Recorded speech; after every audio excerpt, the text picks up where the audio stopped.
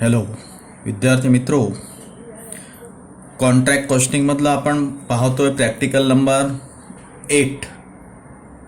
Practical number 8 8वा example आपण या ठिकाणी सोडवतोय. एक्झाम्पल पहा, पेज नंबर 24 वरती आहे.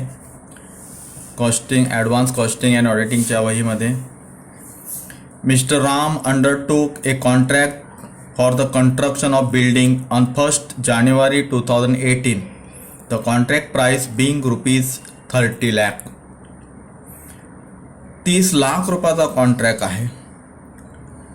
1 जानेवारी 2018ला सुरू करायचा आहे आणि कॉन्ट्रॅक्ट कसला आहे तर कन्स्ट्रक्शन ऑफ बिल्डिंग बांधकाम करण्याचा असा कॉन्ट्रॅक्ट आहे.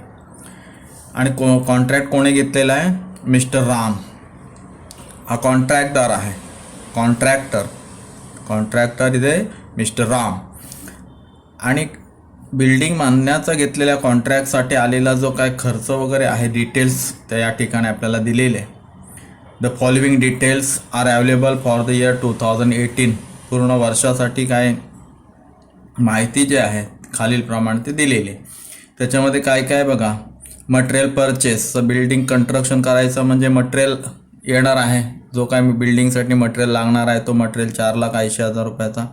मटेरियल इश्यूड फ्रॉम स्टोर्स म्हणजे कॉन्ट्रॅक्टदार जो राम आहे त्याच्या स्टोअरमधून काही मटेरियल बांधकामासाठी नेलेलं आहे साईटवरती 6 लाख रुपयाचा. लेबर एम्प्लॉईड ऑन साईट, जिथे कॉन्ट्रॅक्ट बांधायचे जिथे बिल्डिंगचं काम चालू आहे त्या ठिकाणी असलेला लेबरसाठी आलेला खर्च आहे तो 1,80,000 रुपये. प्लॅन्ट इन्स्टॉल ऑन साईट, त्या ठिकाणी जे काही संयंत्र बसवलेला प्लॅन्ट जो आहे तो त्याचा 2,40,000 रुपयेची प्लॅन्ट आहे या ठिकाणी दाखवलेले आहे. डायरेक्ट एक्सपेन्सेस प्रत्यक्ष खर्च 1,20,000. प्रोपोर्शनेट एस्टॅब्लिशमेंट चार्जेस त्या ठिकाणी 30,000 दाखवलं आहे. Cash received into bracket 80% of work certified, जेवढा काम झालेला पूर्ण झालेला ज्याचं प्रमाणपत्र आहे त्याच्या 80% कॅश मिळालेले प्राप्त झालेले म्हणजे 12 लाख. या ठिकाणी आता वर्क सर्टिफिकेट दिलेलं नाही, मग वर्क सर्टिफाईड आपल्याला काढावं लागणार आहे. म्हणजे वर्क सर्टिफाईडच्या 80% म्हणजे 12 लाख, मग 100% म्हणजे किती हे आपल्याला करावं लागणार आहे. वर्किंग नोटमध्ये आपण पाहणार आहोत. त्याच्यानंतर वर्क अनसर्टिफाईड 3 लाख, काम पूर्ण झालेलं आहे परंतु त्याचं प्रमाणपत्र इंजिनियरने दिलेलं नाही असा 3 लाख रुपयाचा वर्क अनसर्टिफाईड आहे. मटेरियल रिटर्न टू स्टोअर, बांधकाम पूर्ण झाल्यानंतर काही जो शिल्लक राहिला मटेरियल तो पुन्हा स्टोअरमध्ये आलेला आहे 30,000. Material in hand at the end, आणि शेवटी कामं पूर्ण झाल्यानंतर वर्षाच्या शेवटी 12,000 रुपयाचा मटेरियल हातात शिल्लक आहे. वेजेस आउटस्टँडिंग 36,000 रुपयाची वेजेस देणे बाकी आहे. इथं लेबर एम्प्लॉईड दिलेला 1,80,000 खर्च दाखवलेला आहे आणि आउटस्टँडिंग आहे 36,000 रुपये द्यायचे आहेत. डायरेक्ट एक्सपेन्सेस ॲक्रूड 48,000 रुपये हे डायरेक्ट एक्सपेन्सेस ॲक्रूड म्हणून आहेत. अशा पद्धतीने हे डिटेल्समध्ये काही माहिती आपल्याला या ठिकाणी दिलेली आहे आणि म्हटलेलं आहे prepare a contract account and show the amount that would appear in the balance sheet. A part of plan costing ₹40,000 was stolen at the beginning of the year.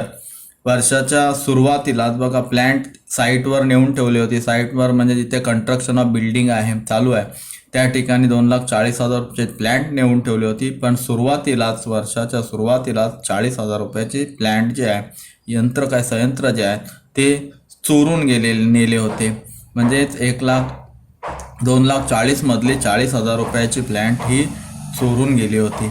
And the insurance company paid ₹24,000. आता या प्लॅन्टचा insurance उतरवलेला होता त्याच्यामुळे insurance कंपनीने 24,000 रुपये दिलेले आहेत. मग बाकीचा जो झाला 16,000 रुपये तो लॉस. त्याच्यानंतर plant is depreciated at 20% per annum, आणि जो प्लॅन्ट जे आहे त्याचा जो घसारा आहे तो 20% प्रमाणे वर्षाचा या ठिकाणी काढायला सांगितलेला. अशा पद्धतीने दिलेल्या ह्या एक्झाम्पलवरून आपल्याला कॉन्ट्रॅक्ट अकाउंट तयार करायचा आहे. कॉन्ट्रॅक्ट अकाउंट आपला आखून रेडी आहे. आता त्याच्यामध्ये फक्त आपल्याला एंट्री करायच्या आहेत कॉन्ट्रॅक्ट अकाउंटच्या डेबिट साईडला आणि क्रेडिट साईडला. बघा पहिली एंट्री करतोय आपण मटेरियल परचेस 4,80,000. एंट्री कुठं होईल? कॉन्ट्रॅक्ट अकाउंटच्या डेबिट साईडला to material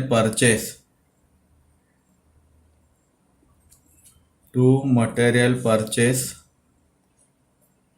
rupees 4,80,000 4,80,000.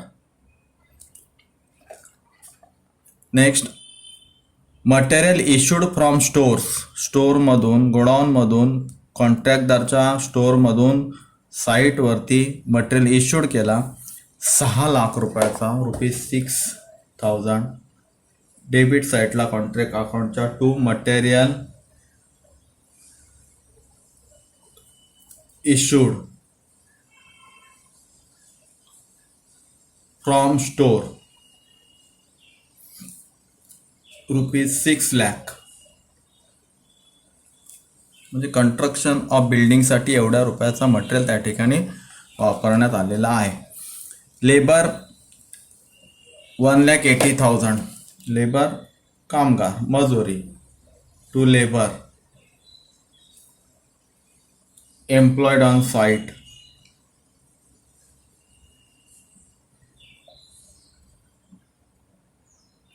₹1,80,000.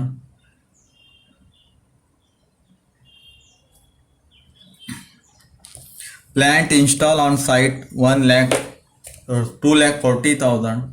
To plant install on site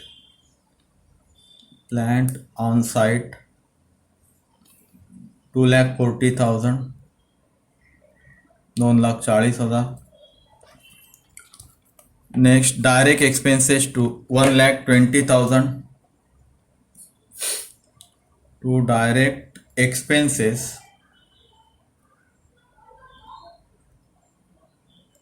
1,20,000. Proportionate establishment charges 30,000. Establishment charges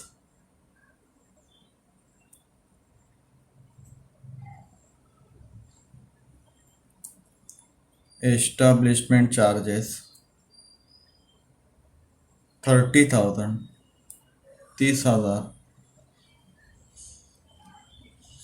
30,000.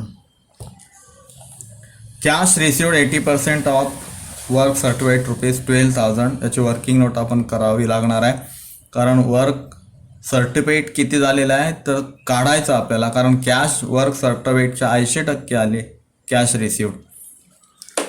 पुढं वर्क अनसर्टिफाईड दिलेलं आहे 3,00,000.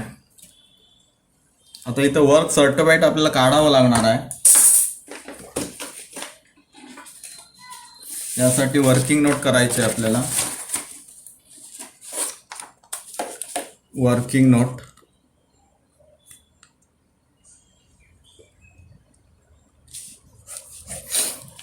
For work certified.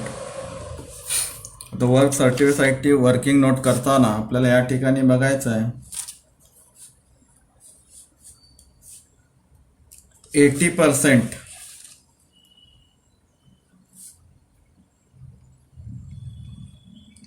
Cash received म्हणजे 12,00,000. मग 100% 100% म्हणजे किती? आपण वर्किंग नोट कशासाठी करतोय? वर्क सर्टिफाईडसाठी. वर्क सर्टिफाईड काम किती पूर्ण झालेलं आहे? 12,00,000 गुणिले 100 भागिले 80 बरोबर ₹15,00,000. 15,00,000 हा झाला वर्क सर्टिफाईड. ह्याच्या 80% पैसे आलेले आहेत. कॅश रिसिव्ड 15,00,000 रुपयाचा काम पूर्ण झालेलं प्रमाणपत्र आहे. बिल्डिंग जे आहे कन्स्ट्रक्शन ऑफ बिल्डिंग 15,00,000चे पूर्ण झालेले आहे. 15,00,000चा काम पूर्ण झालेलं आहे आणि त्याच्यावरती 12,00,000 रुपये कॉन्ट्रॅक्टरकडे आलेले आहेत. म्हणजेच 80% फक्त पैसे आलेले आहेत. 100% म्हणजेच 15,00,000. मग या ठिकाणी घ्यायचं आपल्याला work certified by work certified 15,00,000. आलं लक्षात? पुढं work uncertified 3 lakh by work uncertified ₹3 lakh. Material return to store. आता एवढा स्टोअरमधून नेला होता माल 6 लाख रुपयाचा मटेरियल, त्यातला मटेरियल रिटर्न आला स्टोअरमध्ये, परत आला, जो संपला नाही, 30,000 रुपयाचा. तो जमा साईडला दाखवायचा, क्रेडिट साईडला दाखवायचा. By material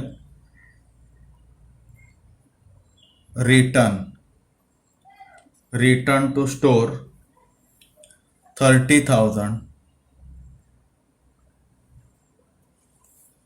next, material in hand at end 12,000. अजून 12,000 रुपयाचा माल आपल्या कॉन्ट्रॅक्टदाराच्या जवळ शिल्लक राहिलेला आहे. मटेरियल इन हँड, जो शेवटी वर्षाच्या शेवटी शिल्लक राहिलेला मटेरियल इन हँड 12,000.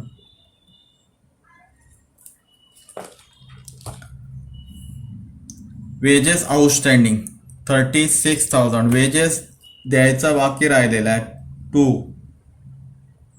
वेजेस देणे आहे. Wedges outstanding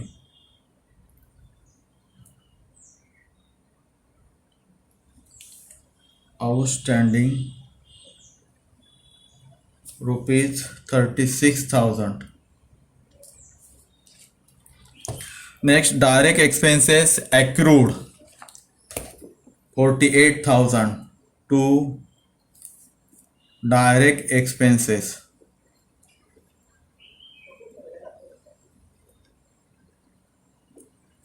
Accrued 48,000. अशा प्रकारे कॉन्ट्रॅक्ट अकाउंटमध्ये आपण डेबिट आणि क्रेडिट साईडला एंट्री केलेल्या आहेत. त्यानंतर बघतोय प्रिपेअर कॉन्ट्रॅक्ट अकाउंट तयार करतो. इथे म्हटलेलं आहे part of plan costing ₹40,000 was stolen at the beginning of the year. सुरुवातीलाच, वर्षाच्या सुरुवातीलाच जे प्लॅन्ट आपण नेऊन ठेवली होती साईटला 2,40,000 रुपयाची, त्यातले 40,000 रुपयाचे प्लॅन्ट स्टोलन म्हणजे चोरीला गेली. बाय प्लॅन्ट 2,40,000 रुपये लेस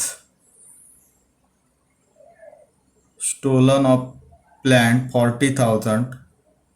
40,000 रुपयाची प्लॅन्ट चोरीला गेली वर्षाच्या सुरुवातीलाच, म्हणजे ती प्लॅन्ट झाली 2 लाख रुपयाची. आणि त्या 2 लाख रुपयावरती आता वर्षाच्या शेवटी आपण काढतो depreciation. The insurance company paid 24,000. 24,000 रुपये इन्शुरन्सवाल्याने दिलेले आहेत कंपनीने, जी आपल्या कॉन्ट्रॅक्टदारांनी विमा उतरवला होता ज्या प्लॅन्टवरती, त्याचा इन्शुरन्स कंपनीने 24,000 रुपये दिलेले आहेत. त्याची एंट्री आपण नंतर बघणार आहोत. तर तत्पूर्वी आपल्याला बघायचा प्लॅन्टवरचा डिप्रिसिएशन 20%, 20% डिप्रिसिएशन लेस डिप्रिसिएशन 20%. 20% म्हणजेच 40,000. वर्षाचा डिप्रिसिएशन 20%, 2 लाखावरती 20% म्हणजे 40,000. म्हणजेच प्लॅन्ट राहिली 1,80,000 रिव्हॅल्यूड प्लॅन्ट 1,80,000. त्याच्यानंतर जी चोरीला गेली 40,000 रुपयाची प्लॅन्ट, त्याच्यात इन्शुरन्स कंपनीने 24,000 रुपये दिले. By insurance company, by insurance claim 24,000. 40,000 रुपयाची प्लॅन्ट चोरीस गेली, इन्शुरन्स कंपनीने 24,000 दिले, म्हणजे काय झालं, 40मधून 24च दिले, 16,000 लॉस. बाय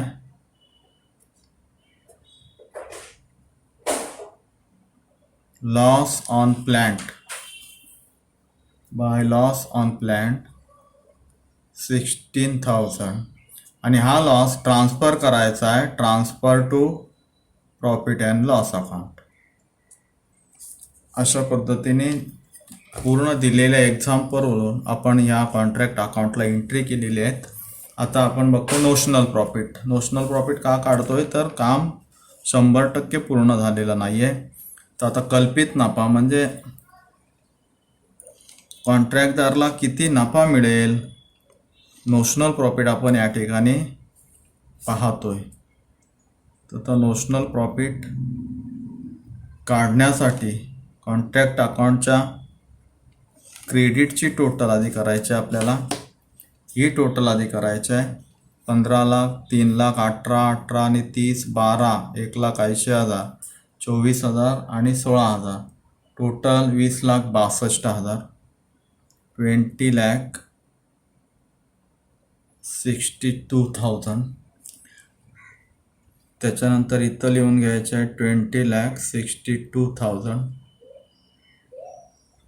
आता टोटल करायचे डेबिटची 4,80,000, 4,80,000, 6,00,000, 1,80,000, 2,40,000, 1,20,000, 30,000, 36, 48,000.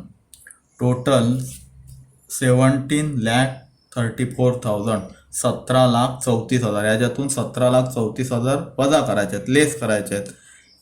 म्हणजेच राहतात आपल्याकडे 17,34,000 गेले 20,62,000 मधून, राहतात notional profit 3,28,000, 3,28,000. This is a notional profit. Notional profit of contractor mister Ram. हाच नोशनल प्रॉफिट कॉन्ट्रॅक्ट अकाउंटच्या क्रेडिटला ट्रान्सफर करायचा आहे बाय नोशनल प्रॉफिट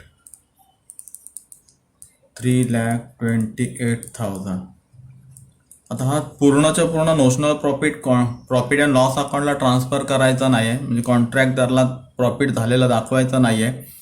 कारण कॉन्ट्रॅक्ट 30 लाख रुपयाचा आहे आणि पूर्ण किती झाला आहे, वर्क सर्टिफाईड 15 लाखाचा, म्हणजे जवळजवळ 50%च काम पूर्ण झालेलं आहे.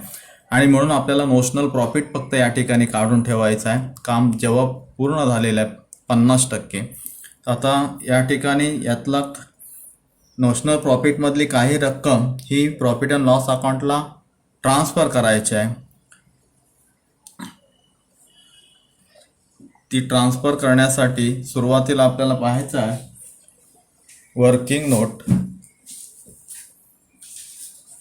Working note number 2. या ठिकाणी working note number 2, कम्प्लेशन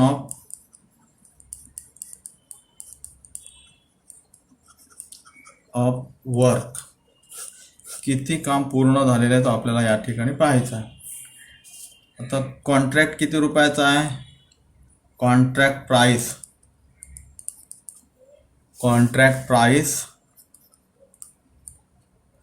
30 lakh, 30 lakh रुपयाचा कॉन्ट्रॅक्ट आहे. आणि पूर्ण किती झालेलं आहे, वर्क सर्टिफाईड किती आहे, 15 लाख, 15 लाख रुपयाचा. मगाशी केला आपण वर्किंग नोट, त्या पद्धतीने 15 लाख रुपयाचं काम पूर्ण झाल्याचं प्रमाणपत्र आहे. मग 100 पैकी किती काम पूर्ण झालेलं आहे, या ठिकाणी 15 लाख गुणिले 100 भागिले 30 लाख बरोबर 50%. 30 लाखाचा कॉन्ट्रॅक्ट 15 लाखाचा पूर्ण झालेला आहे, म्हणजे 50%. कम्प्लेशन ऑफ वर्क 50%. आता हे 50% काम पूर्ण झाल्या कारणाने आपल्याला नोशनल प्रॉफिटमधला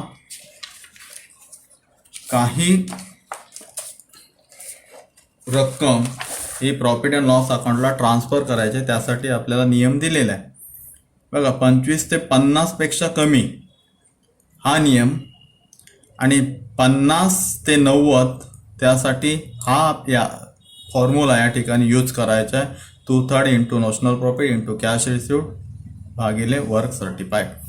आता इथे 50% म्हणजे हा तिसरा आपल्याला या ठिकाणी वर्किंग नोट नंबर 3 कशासाठी करतोय, तर amount transfer to profit and loss account. Amount transfer to profit और लॉस अकाउंटला जे अमाऊंट ट्रान्सफर करायची आहे ती या सूत्रानुसार आपल्याला करायची आहे. Completion of work 50%. 50% of work certified to contract price 50 to 90. 50 to 90 साठी सूत्र आहे. 50 to 90 साठी 2/3 formula 2/3 into notional profit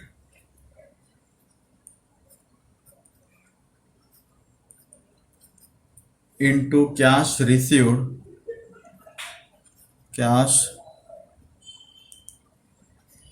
received divide by work certified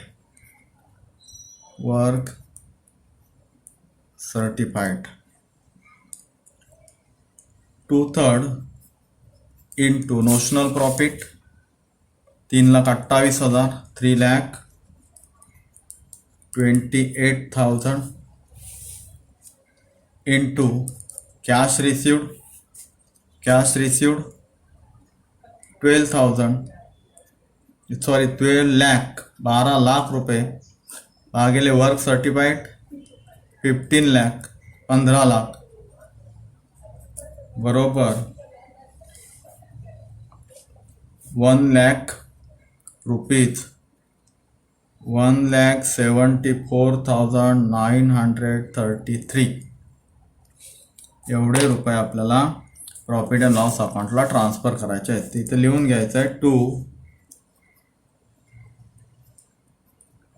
profit और लॉस अकाउंट किती आले 1,74,933.